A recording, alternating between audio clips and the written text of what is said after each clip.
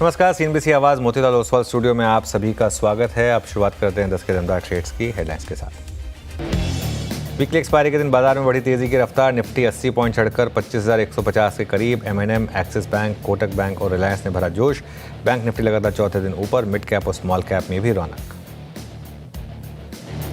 आज के big stocks और स्पॉटलाइट पड़े सटीक। बिहार सरकार से ऑर्डर मिलने से चला 2% चला एनसीसी। वहीं सोने में तेजी से मुथूट फाइनेंस मजबूत। साथ ही एचएसबीसी की बुलिश रिपोर्ट से अंबुजा और दूसरे सीमेंट शेयर में भी रौनक कायम। ऑटो, पीएसयूज और मेटल में सबसे ज़्यादा तेजी। 0.5% ज़्यादा चले तीनों इंडेक्स। ऑटो में करीब 1% चढ़े एक्साइड, टीवीएस मोटर और एमएनएम। उधर पावर शेयरों में भी खरीदारी। जेएसडब्ल्यू एनर्जी और टाटा पावर एफ&ओ के टॉप गेनर्स में शामिल। आज भारत और अमेरिका ट्रेड डील पर बात शुरू होने से टेक्सटाइल शेयरों का सेंटीमेंट थोड़ा सुधरा। 5% ज्यादा दौड़ा केपीआर मिल्स। उधर गोकुलदास एक्सपोर्ट्स, वेल्समन लिविंग और वर्धमान टेक्सटाइल्स में भी रौनक कायम। ओके, चलिए 10 के दमदार ट्रेड्स की शुरुआत करेंगे। हमारे साथ राजेश पालवे जी और राजेश सातपुते जी पिछले शो से बने हुए हैं। साथ ही निर्मल बैंक से विकास सालुंके और सेंट्रल ब्रोकिंग से निलेश जैन भी जुड़ेंगे अपने टॉप ट्रेड्स के साथ। वेलेंटस एडवाइजर्स के फाउंडर और एमडी ज्योतिवर्धन जयपुरिया से मार्केट फंडामेंटल्स पर बातचीत होगी और केडियानॉमिक्स के फाउंडर सुशील केडिया से कुछ देर में बात करेंगे मार्केट टेक्निकल्स पर। तो शुरुआत करते हैं, लेकिन इससे पहले एक नज़र मार्केट पर। निफ्टी डे हाई पर देखिए 25,170 पर अब निफ्टी, और अब हम फाइनली उस सेकंड रेजिस्टेंस जोन में, और अब बस एक 25,200 निकलने की ज़रूरत। ऑप्शन राइटर की उस जोन को क्रॉस करते हुए 25,165 को क्रॉस करते हुए, और बैंक निफ्टी लीड कर रहा है फिर से एक बार। इंट्राडे में 55,100 क्रॉस होता हुआ बैंक निफ्टी पर। मिड कैप में भी अच्छा मोमेंटम, शानदार मोमेंटम में इस समय बैंकिंग स्टॉक्स कोटक और एक्सिस बैंक इन्होंने लीड किया है आज। और अब आईसीआईसीआई बैंक और एचडीएफसी बैंक ये भी जुड़ते हुए। पहले इंडेक्स स्टॉक्स की बात कर रहा हूँ क्योंकि इंडेक्स में अच्छा मूव आ रहा है। एनटीपीसी, अदानी पोर्ट्स, महिंद्रा, ये कुछ और स्टॉक्स हैं जहाँ पर अच्छा मोमेंटम है। और अगर आप इंडेक्स के बाहर देखेंगे तो कुछ पावर स्टॉक्स जैसे कि जेएसडब्ल्यू एनर्जी और टाटा पावर में अच्छे मूव्स हैं। संवर्धन मदरसन वन वे रैली रही है इसमें। आई थिंक कल या परसों हमने इसको स्पॉटलाइट में लिया था, कल या फ्राइडे को। संवर्धन मदरसन ये करीब 3% ऊपर। अब चोला, कॉनकोर, एनएचपीसी सब में इस समय, एनबीसीसी सब में शानदार मूव्स। वीरू, ये थी बाजार की छोटी सी समरी अब तक की। अब चलते हैं पैनल के पास। पिछले कार्यक्रम से इस कार्यक्रम में राजेश पालवे जी और राजेश सतपुते जी दोनों हम नाम इस कार्यक्रम में भी, और विकास सालुके और साथ ही साथ निलेश जैन फ्रेश पर्सपेक्टिव लेके जुड़े हैं। आप सभी को नमस्कार। Nilesh, good morning. आपके दो ट्रेड्स इस वक्त के। Good morning Virendra ji. बिल्कुल देखिए, यहाँ पर खरीदारी पर फोकस है और सबसे पहले बैंकिंग स्पेस पर नजर रखने की सलाह होगी, क्योंकि यहाँ पर बैंकिंग हमें ऐसा लग रहा है आउट परफॉर्म कर सकता है। 55,000 के ऊपर बैंक निफ्टी निकल चुका है। एक्सिस बैंक लगातार यहाँ पर पिछले 3-4 दिनों से हम काफी अच्छी स्ट्रेंथ देख रहे हैं और काफी अच्छा एक बेस बन चुका है। अब यहाँ से जो एक गैप एरिया था 18 जुलाई को हमने देखा था, उस गैप को फिल करने का यहाँ पे एक अटेम्प्ट हो सकता है। तो एक्सिस बैंक को यहाँ पर लॉन्ग करने की सलाह होगी। 1150 की अपसाइड के लिए 1150 के टारगेट होंगे। 1100 का स्टॉप लॉस होगा। 1120 पर फिलहाल ट्रेड हो रहा है। 1115 से 1120 के जोन में रेंज में इसे खरीद के चलने की सलाह होगी और यहाँ पर एक्सिस बैंक में हमें फर्दर अपसाइड मोमेंटम देखने को मिल सकता है। इसके अलावा देखिए, पावर स्पेस का जिक्र हो रहा था। टाटा पावर ये स्टॉक हमें पसंद आ रहा है। यहाँ पर एक अच्छा बॉटम बन चुका है। एक इनवर्स एचएनएस पैटर्न का ब्रेकआउट भी हमें आज देखने को मिल रहा है। तो 391 के स्टॉप लॉस से टाटा पावर को लॉन्ग करने की सलाह होगी। 410 की अपसाइड टारगेट यहाँ पर देखने को मिल सकते हैं। ओके, चलिए अब चलते हैं विकास जी के पास। विकास जी, गुड मॉर्निंग। बताइए विकास जी, आपकी trade. Good morning Anand ji. देखो, दोनों भी मेरे बाय साइड के कॉल रहेंगे। निफ्टी भी एक अच्छा अपसाइड मोमेंटम कैरी करते हुए देखने मिल रहा है, तो मुझे लगता है कि लार्ज कैप में टाटा मोटर्स यहाँ पे मुझे बहुत स्ट्रांग लग रहा है। एक अच्छा रनअप यहाँ पे इंट्राडे में देखने मिल रहा है। मुझे लगता है 742 के टारगेट के लिए यहाँ पे टाटा मोटर्स को बाय किया जा सकता है। नीचे में 708 का इंपॉर्टेंट सपोर्ट बन चुका है, तो 708 के स्टॉप लॉस से टाटा मोटर्स में बाय किया जा सकता है। 742 का टारगेट यहाँ पे देखने मिल सकता है। दूसरा बाय कॉल रहेगा, मैंने लास्ट वीक में भी एसबीआई को मेंशन किया किया था। और बैंकिंग स्टॉक पे व्यू हमारा यहाँ पे पॉजिटिव है, तो एसबीआई यहाँ पे बाय किया जा सकता है। 845 का टारगेट यहाँ पे लेके चलना है। नीचे में 818 के आसपास इंपॉर्टेंट जो सपोर्ट है, लास्ट दो ट्रेडिंग सेशन में हमने नोट डाउन किया है, तो 818 के स्टॉप लॉस से एसबीआई को यहाँ पे बाय किया जा सकता है 845 के टारगेट के लिए। और ये दोनों भी काउंटर हमने हमारे क्लाइंट को रिकमेंड कर चुके हैं, तो हमारा व्यू जो है दोनों भी काउंटर पे पॉजिटिव साइड। ओके, ये विकास जी की कॉल होगी। राजेश सतपुते जी, आपके दो ट्रेड्स। जी देखिए, एल एन टी पे मुझे लगता है एक बहुत ही अच्छी स्ट्रेंथ बनी हुई है। 3600 के ऊपर ये बाय ट्रिगर हुआ है। 3627 के आसपास चल रहा है, तो हम 3600 के स्टॉप लॉस के साथ लार्सन एंड टूब्रो को बाय करेंगे। फ्यूचर में इसका जो स्विंग टारगेट होगा वो रहेगा 3680 से लेके 3700 का। सो एल एन टी ये मेरा पहला पिक होगा। सेकंड जो पिक है, मुझे लगता है थोड़ा आईटी में मोमेंटम अच्छा आ रहा है। एलटीआई माइंट्री आप देखें इन पर्टिकुलरली, यहाँ पे स्ट्रेंथ बनी हुई है। सो 5320 का स्टॉप लॉस रखें, लॉन्ग करें। 5450 के आसपास का एक स्विंग का टारगेट बनेगा। So LTI Mindtree and L and T, these are two buy calls. Okay, चलिए, तो एल&टी और एल.टी.आई. माइंट्री दोनों सेम ग्रुप से स्टॉक्स, दोनों में अच्छा मोमेंटम। अगली ट्रेड पर जाऊँ इससे पहले एक बार आईआईएफएल का स्टॉक दिखाइए जरा एक बार। अच्छे मोमेंटम है स्टॉक, इनफैक्ट काफ़ी नए स्टॉक्स अब जुड़ रहे हैं और एक बुल मार्केट वाली वो फीलिंग वापस आ रही है और शानदार मोमेंटम। आईआईएफएल की बात कर रहा हूँ उस समय में। ये स्टॉक अब डे हाई पर आ गया। आईएफएल फाइनेंस जो बड़ा स्टॉक है, एफ एंड वाला स्टॉक आईएफएल फाइनेंस, ये इस समय अब डे हाई पर करीब 2% ऊपर। निफ्टी में भी अच्छे मूव्स हैं। राजेश पालवे जी, आपकी दो ट्रेड्स।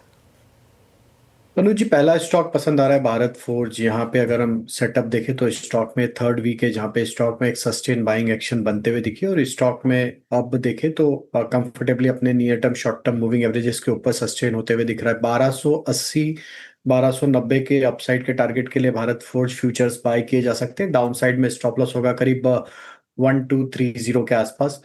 दूसरा स्टॉक जो पसंद आ रहा है वो है जेएसडब्ल्यू एनर्जी। ये स्टॉक में हमें लगता है कि जिस तरीके से अब वो ये एक मल्टीपल सप्लाई जोन को निगोशिएट करके उसका ब्रेकआउट वीकली चार्ट पे आते हुए दिखा है, तो जेएसडब्ल्यू एनर्जी यहाँ पे पसंद आ रहा है। 565 570 के टारगेट के लिए डाउन साइड में स्टॉप लॉस होना चाहिए करीब 540 के आसपास। ओके, चलिए एक बार जरा मदरसन का चार्ट वापस देखते हैं। संवर्धन मदरसन का आई थिंक लगातार हमारे रेडार पर ये स्टॉक आया है, ऑल टाइम हाई पर अभी ये स्टॉक, और कई दिनों का मोमेंटम। इसने जब से वो क्रॉस किया इसका लेवल 200 डे मूविंग एवरेज का, 10 जून को उसके नीचे आया था, उसके बाद से लगातार इसके नीचे रहा था और ये क्रॉस किया था इसने 9 सितंबर को, और उसके बाद से इसने मुड़कर नहीं देखा पीछे। एक व्यू इस पर हो जाए राजेश सातपुते जी, संवर्धन मदरसन पर। बेहतरीन स्टॉक है, लेकिन जबरदस्त मोमेंटम में एंट्री नहीं मिल रही इसमें। तो देखिए, जिस तरह से पैटर्न पैन आउट है, मुझे लगता है इसका पोजिशनल टारगेट प्रोबेबली आप कह सकते हैं 120-25 का होगा, क्योंकि that is what the monthly chart is suggesting.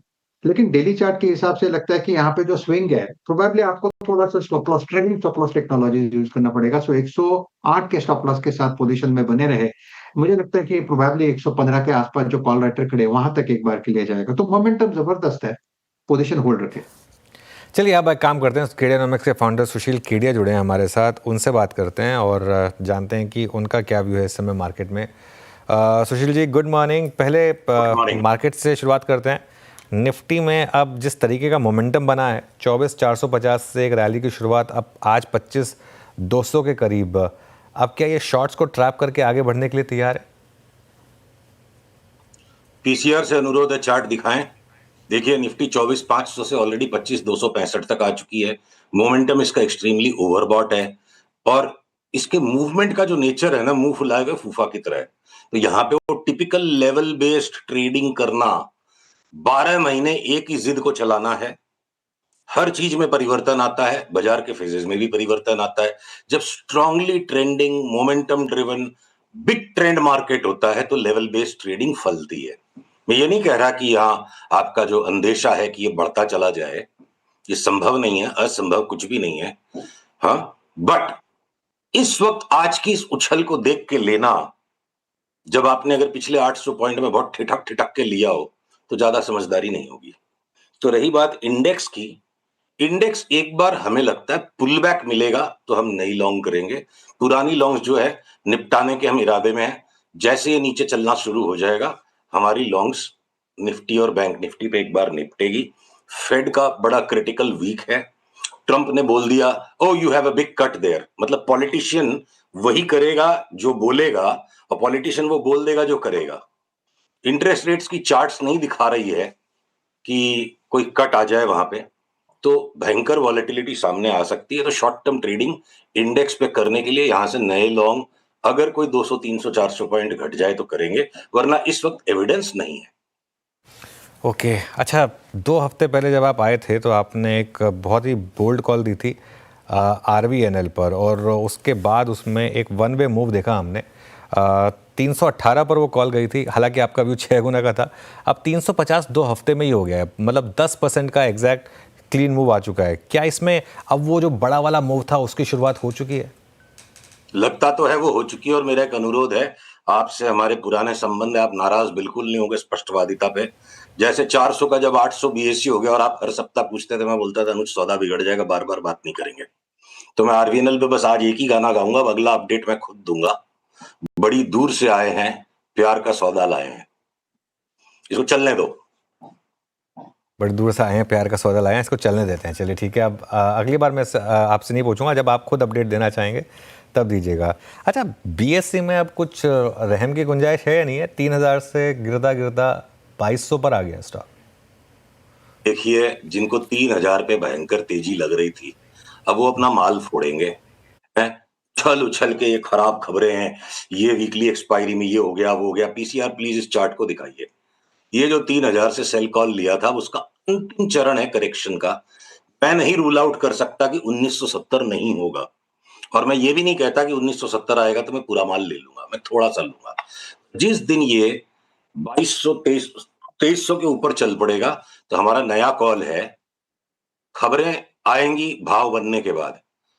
2300 के ऊपर चल पड़ेगा तो 3600 रुपए का अगला कॉल है। CDSL में ऑलरेडी बाई आ चुका है, और CDSL के पीछे पीछे BSE अभी आ जाएगा, जरूरी नहीं। MCX में ऑलरेडी एक बार बाई आ चुका है डबल होने के लिए। तो एक्सचेंजेस भी चलेंगे, पर वो जो है ना फ्यूचर्स में है। अब वो फ्यूचर्स में है स्टॉक, हाँ कोई ले लेगा, 10% नीचे घटते के साथ खराब खबरें आ जाएगी। तो वेट एंड वॉच, इतने दिन संयम रखा है, मई से लेके सितंबर आ गया है, और 15-20 दिन रुकिए, वापस इसमें 75% कमाने का मौका आएगा। अच्छा, 3000 पे किसने लॉन्ग किया है BSE? खैर एनीवे, उसको छोड़ते हैं। अब अगले कुछ स्टॉक्स और सेक्टर्स पर आते हैं। कल रियल एस्टेट, डेटा सेंटर, इन सब में अच्छी तेजी आई। यहाँ पर कोई स्टॉक आया क्या आपके रेडार पर? देखिए अनुज, ऐसा है, जो कुछ होगा वो होगा भगवान की मर्जी से, और होगा कब? जब भगवान बड़ों से आशीर्वाद दिलवा दे। तो जब सरकारी आशीर्वाद आता है तो नेचुरल है कि एक सेक्टर के अंदर में पूरे अपलिफ्टमेंट की ब्रेकआउट्स आना शुरू हो जाएंगी। PCR कृपया मेरी स्क्रीन को शेयर रखें, फटाफट 4-5 स्टॉक्स दिखाऊंगा। तो अनंतराज इंडस्ट्रीज में कल बड़ा ऑब्वियस ट्रेड आ गया, सबने छाप लिया। हमें लगता है अनंतराज इंडस्ट्रीज में सबसे मॉडेस्ट रिटर्न्स आएंगी। एक बार 800 सवा 800 का भाव हो जाए 6 महीने में, हम इसे मॉडेस्ट ही गिनते हैं बाजार में। इस वक्त इंडेक्स चाहे जो कुछ भी करे, ओवर वैल्यूड है हमारा मार्केट, सारे वर्ल्ड में न्यू हाइज आ गए, इंडिया का इंडेक्स म्यूटेड है, पर इंडेक्स के पीछे पीछे बहुत सारे ऐसे सेक्टर छिपे हैं जहां 60-70% से ऊपर वाले 150 स्टॉक्स की लिस्ट हम लेके बैठे हैं। तो अनंतराज इंडस्ट्रीज भी कोई को काम करना है तो कर ले। हमारा जो रियल बिग मूवर है, और इसको ऑब्वियसली स्टॉप लॉसेस के साथ काम करना पड़ेगा, ये ओरायन प्रायो की जो चार्ट है, ये हो सकता है 5 बैगर स्टॉक भी बन जाए। ये रातों रात नहीं होगा, आपको 2 साल का व्यू लेना है। देखिए, इतनी सारी डेटा स्क्रीन में आएगी नहीं, इसलिए मैं लॉगरिथमिक चार्ट ले रहा हूं। एक बार आप आधा माल यहां लो, 1700 के ऊपर चले तब बाकी का लो, तो 6000 तक की चाल इसमें बन सकती है, subject to stop losses and as chart dictate. हमें जब रिवाइज करना पड़ेगा हम करेंगे। एम्बर इंटरप्राइजेस में चाल हो चुकी, नेटवेब में हो चुकी। एक अलाइट डिजिटल एक ऐसा सोबर स्टॉक है जिसके अंदर अभी भी यहां से लगता है ये 3 गुना हो सकता है, और अलाइट डिजिटल में आज बाई आ गया है। अनुज, एक डिस्क्लोजर देना जरूरी है। कल ही ये इन्फॉर्मेशन आई, हमने कल रात को चार्ट एनालिसिस की, आज सवेरे अपने क्लाइंट्स के साथ डिस्कस हम कर चुके हैं। नॉर्मली हम कम से कम 1 वीक का गैप रखते हैं, क्योंकि क्लाइंट्स का अधिकार पहले, पर आज आपने पूछा और ये बड़ा डेवलपमेंट हुआ तो मैं आपको बता दूं। अगला स्टॉक जो हिटाची इंजीनियरिंग हमने लिया था 1100 में, 2200 में बेचने का टाइम आ गया। और एक बड़ा स्टॉक यहाँ पे जो अब बन सकता है, ये है ब्लैक बॉक्स।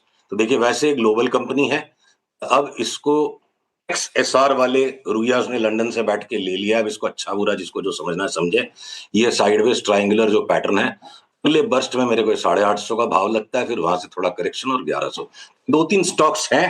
पर अनुज, ये एक क्या है ना, भाड़ा उठाने का बिजनेस है।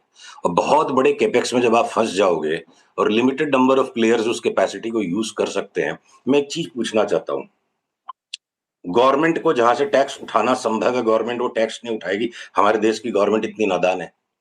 टैक्स उठाना मुश्किल है, बहुत कठिन बिजनेस है, तो इसलिए टैक्स माफ हो गया।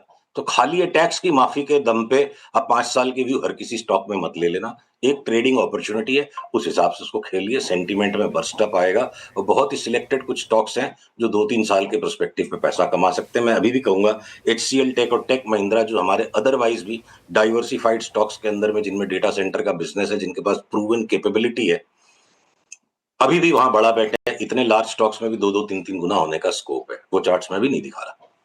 ओके, अच्छा, ये पावर स्टॉक्स में अच्छे मूव्स हैं, NHPC, Tata power, JSW energy, इनमें से कोई स्टॉक पसंद आ रहा है आपको?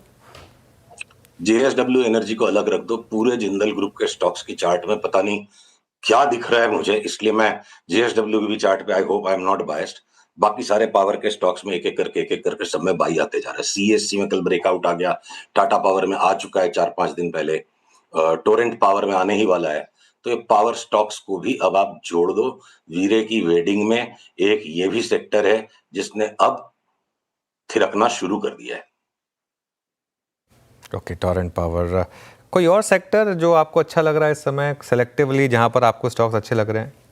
तो अनुज, पिछली बार देखो हमारी फुटवेयर के स्टॉक्स पे इन टचिंग बात हो गई थी। आज मैं फटाफट कुछ चार्ट दिखाऊं। PCR वापस मेरा स्क्रीन शेयर कीजिए। तो देखिए खादिम लिमिटेड, ये चार्ट हमें लगती है, बाटा तो खैर लंबी दूर का सौदा हो गया 3-4 साल का। खादिम मेरे को लगता है अगले 1.5 साल के पर्सपेक्टिव में 235 वाला 800 भी हो सकता है। इसको हम टुकड़े टुकड़े में खेलेंगे। पहले 230 वाले को 600 तक आने दो, ये बड़ा कॉल ट्रिगर होगा।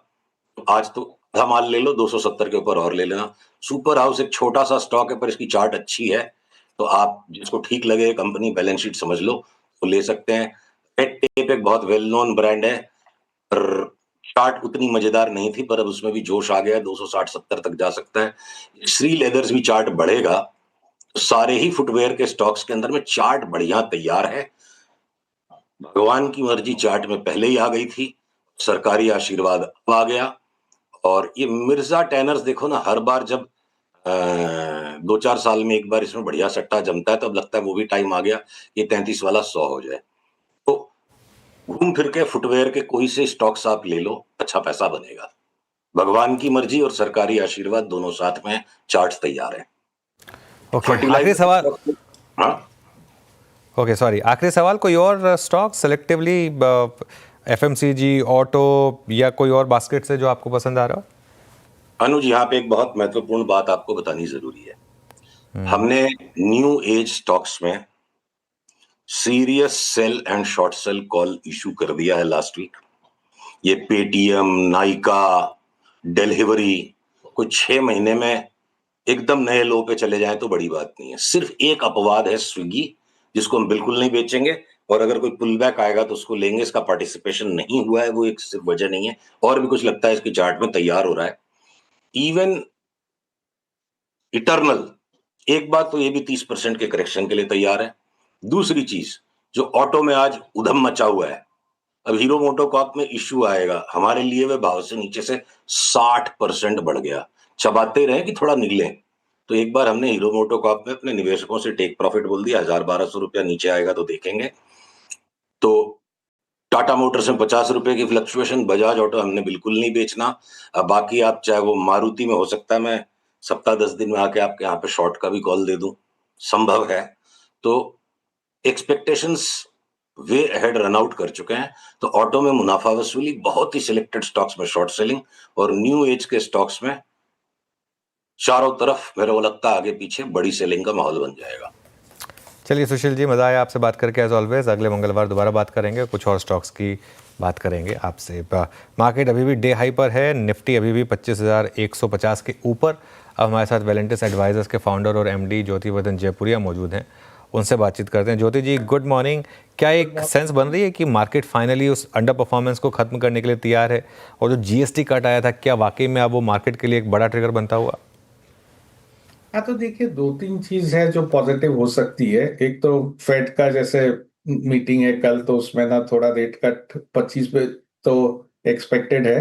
पर जो ज्यादा महत्वपूर्ण रहेगा कि गाइडेंस क्या आता है फेड से। लगता है कि एक या दो रेट कट और इस कैलेंडर ईयर में आ सकता है।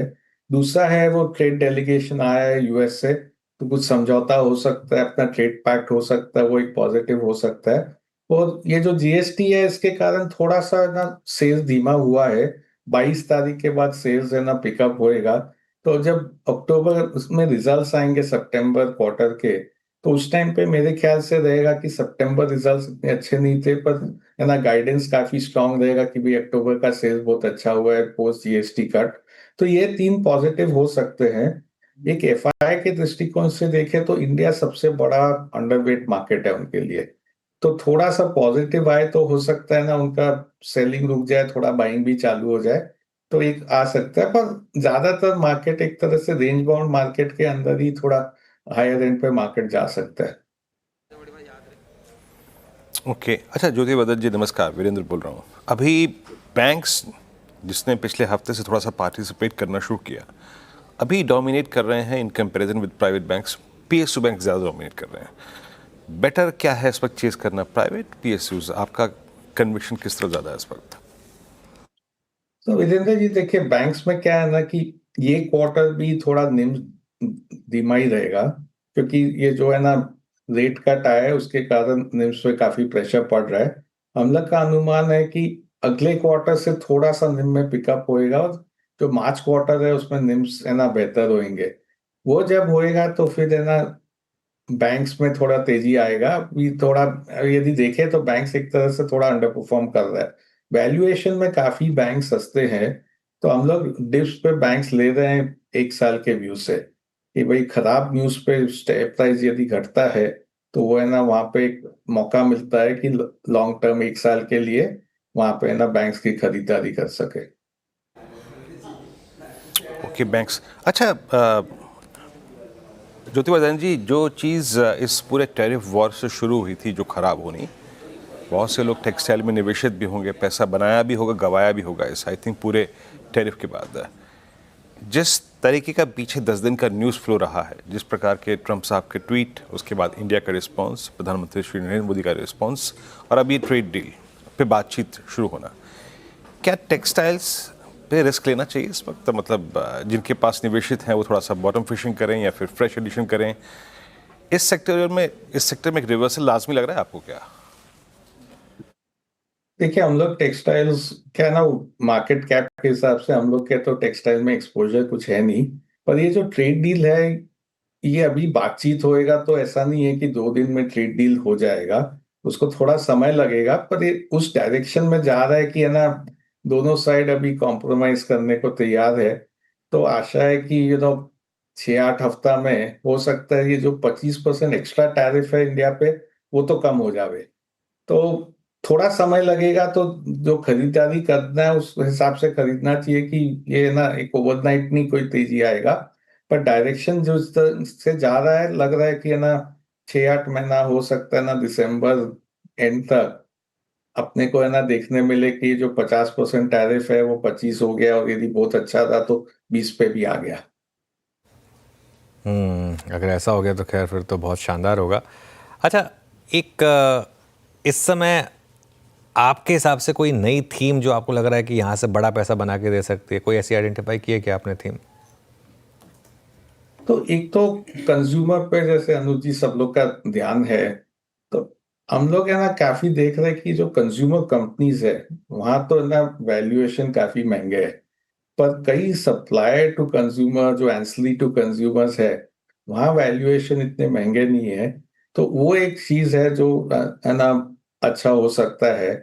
तो जैसे ऑटो में है ना, हम लोग ज्यादातर ऑटो एंसली से खेलते हैं ऑटो ओईएम के बावजूद, क्योंकि ऑटो एंसली में ना कोई मार्केट शेयर गेन करता है, कोई मार्केट शेयर हारता है, फिर भी वो ऑटो एंसिलरी को है ना फायदा होता है, जबकि है ना सेल अल्टीमेटली बढ़ जाती है।